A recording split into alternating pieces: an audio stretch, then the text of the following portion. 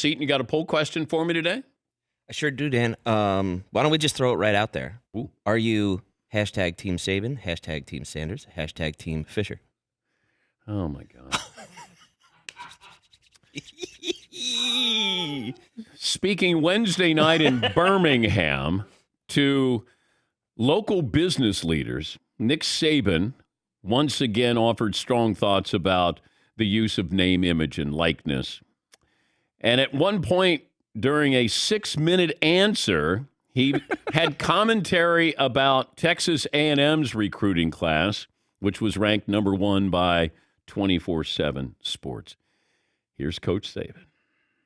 We were second in recruiting last year. A&M was first. A&M bought every player on their team, made a deal for name, image, and like. All right, we didn't buy one player. All right, but I don't know if we're going to be able to sustain that in the future because more and more people are doing it. Okay. He also talked about Deion Sanders getting one of the top recruits in the country, who was designated to go to Florida State, but last minute, 11th hour, decided to commit to Jackson State. There are rules, just like Nate said. We have a rule right now that says you cannot use name, image, and likeness to entice a player to come to your school. Hell, read about it in the paper. I mean, Jackson State paid a guy $1 million last year that was a really good Division I player to come to school. It was in the paper, and they bragged about it. Nobody did anything about it.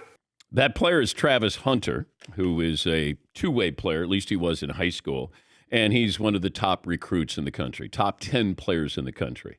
Deion Sanders used to be employed by Barstool Sports, and then Barstool was kind of vague about were they involved in this. They helped with the announcement that Deion was going to shock the world, and he was going to sign Travis Hunter. And then a lot of people connected the dots and said, well, is Barstool the one spending the money to pay for Travis Hunter to go to Jackson State? And then it felt like it became fact. You had reporters saying, this is the end of college football, that Barstool was going to pay $3 million for this kid to go to Jackson State. I don't know if it's true. Deion denied it. Deion said that he was going to address the lie of Nick Saban today. I guess they're not going to do any more of those Affleck commercials, right? Although it would be great if they do another Affleck commercial and then they're arguing about name, image, and likeness while those two coaches get paid to do something. But let me go back to Nick Saban. Nick Saban has said that he wants parity in college football. Well, he hadn't done a very good job. If he was trying for parity, he didn't do a very good job. And it feels like name, image, and likeness will bring about more parity. A&M beat Alabama during the regular season. A&M, number 1 recruiting class this year. All of a sudden, is Nick Saban going, they're going to spend more money. I got to get my boosters to understand without telling them we got to spend more money here. But A&M did what college teams are doing. There's a loophole here. They took advantage of the loophole. Are they going to close the loophole? Maybe. But A&M, did they go out and spend? Apparently. Did they buy everybody? This is what I'd love to see at SEC Media Day. How about lie detector tests for everybody? No, let's just get it all out there. Like, who's telling the truth? Who's lying? Did you buy all your players? How many players did you buy? So Alabama didn't do anything. Alabama's the one school that's not doing anything. Yeah, Seton. It'd be awesome if Jimbo Fisher was like, no, you know when actually we landed most of our recruits? October 10th of last year. The day after we beat Alabama. Yes. Wow. Yeah. Take that, Nick. I reached out to a source on this, and I said, what do you make of this? He says, A&M and Alabama have one thing in common, Bear Bryant. He knew how to pay players. Remember the Junction Boys. His influence is at both schools. Alabama knows now they can be outbid for players legally. That's what's got Nick Saban mad. But keep in mind, Alabama has the best transfer portal players of anyone. Linebacker, left tackle, running back, defensive back, all NFL players coming to Alabama. Here's another thing to remember. When you go to Alabama, you don't start right away.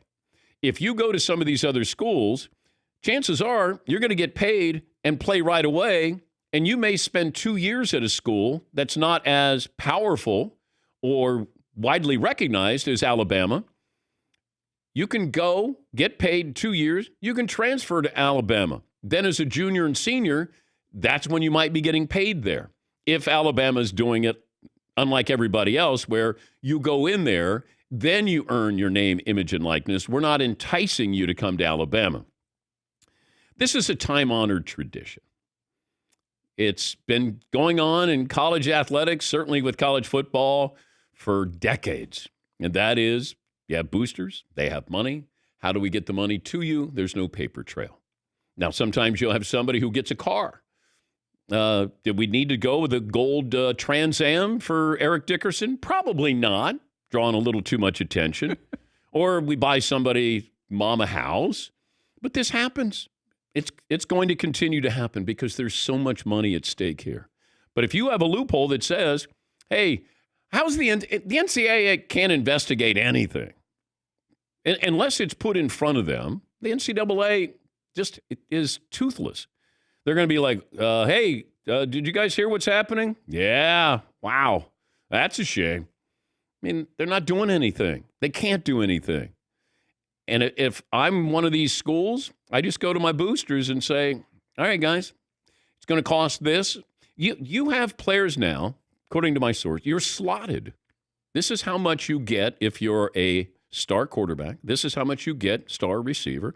This is what you get if you're a running back, defensive player lineman. It's like a rate sheet where you just go, that's what this guy's worth. That's what it's going to cost if you want me. Then you get into the transfer portal. There's prices for that as well. But this has been going on for a long, long time. But for Nick Saban, I was just surprised that Nick would give you this, hey, you guys got to feel sorry for us. Plus, you get in front of these groups, local groups, Birmingham businessmen, you got a home crowd. This is when guys usually say something that comes back and haunts them. You know, they don't come on ESPN or our show and then all of a sudden they're going to, light the fuse here. They're far more measured. But they get there, get around the boosters. You want to play to the home crowd. You want to say some things there. That's what it felt like with Nick Saban. Yes, It's funny that before NIL, if Nick Saban had said, yeah, they bought all their players, it would have been a huge scandal. Yeah. But now because of name, image, likeness, it's like, yeah, they bought all their players. It's like, yeah, no kidding.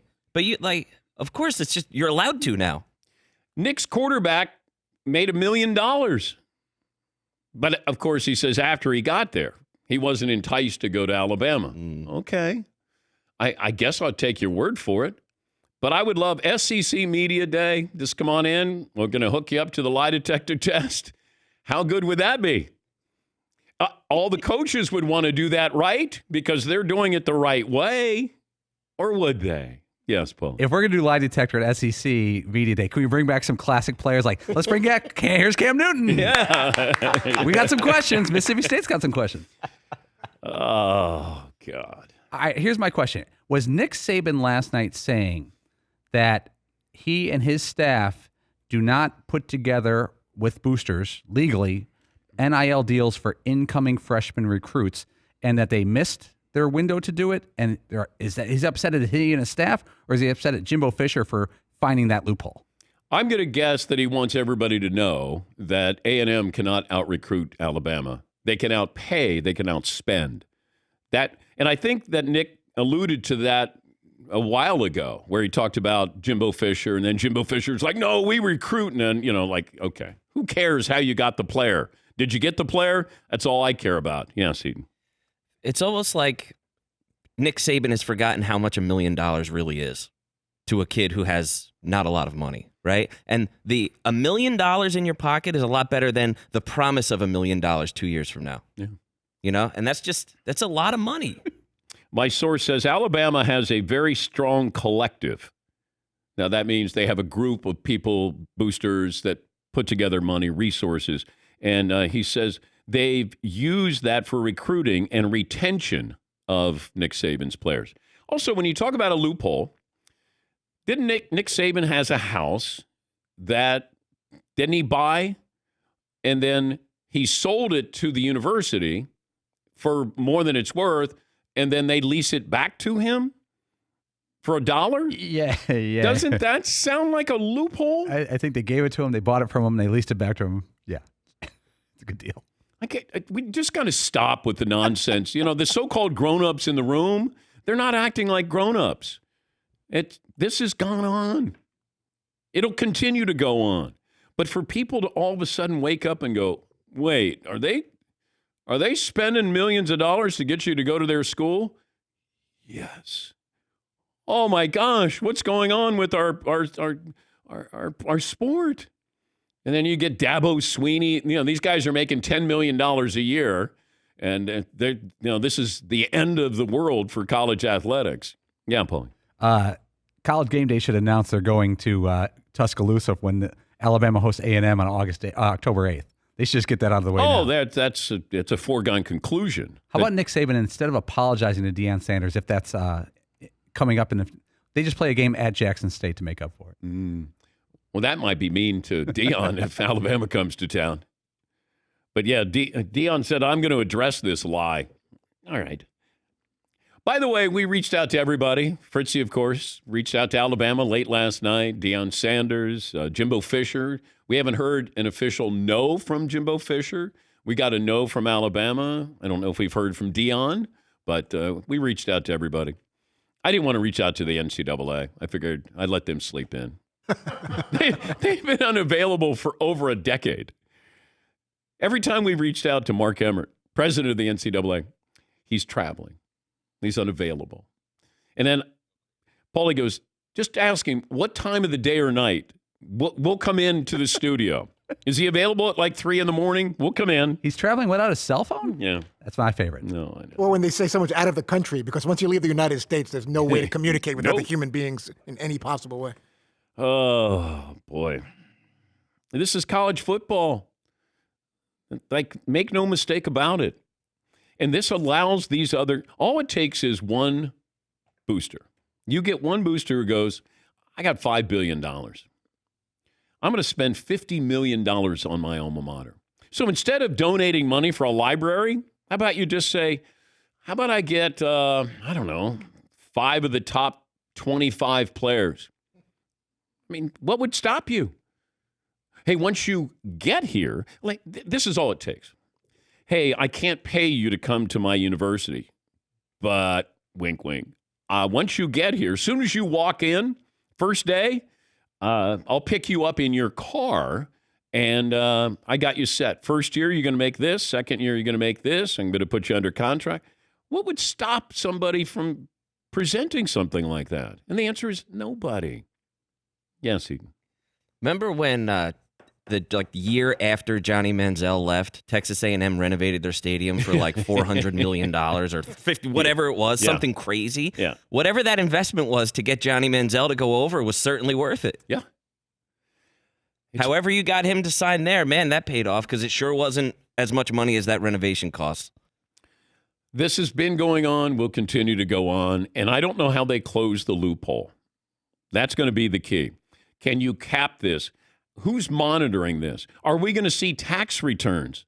Like Travis Hunter at Jackson State. Do we eventually see his tax return that says, oh, you made $1.5 million? Yeah, Paul. According to the NCAA's air quotes new rules, like the compliance office has to be kind of the middleman in the paperwork between like a business and the athlete. They're not going to allow any NIL deals before the athlete arrives on campus to start their college career. So technically, the business deal can't be consummated before they join the school. Well, technically, you're not allowed to pay players in previous years to go and play at your university. I mean, technically, you're not allowed to. Absolutely. Just saying, I don't know if any compliance officer ever said, man, we had Oklahoma getting a lot of great players. How are we getting them, Coach? Well, just a good old-fashioned recruiting. All right, I believe you. You go back to when Ohio State, Jim Tressel lost his job. Now, he lied, but you had players getting tattoos.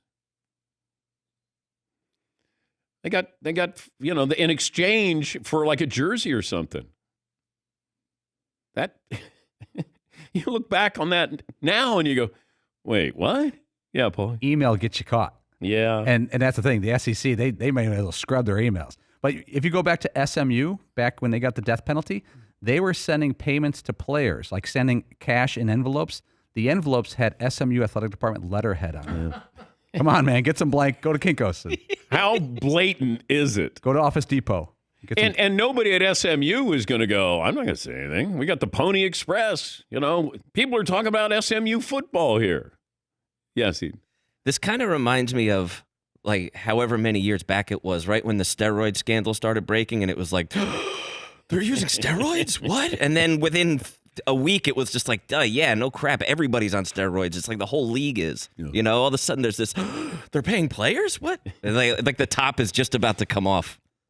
And then all of a sudden it was HGH. And they're like, wait, what's HGH? Andrew, he had it right in his locker. Yeah. You could see it right here.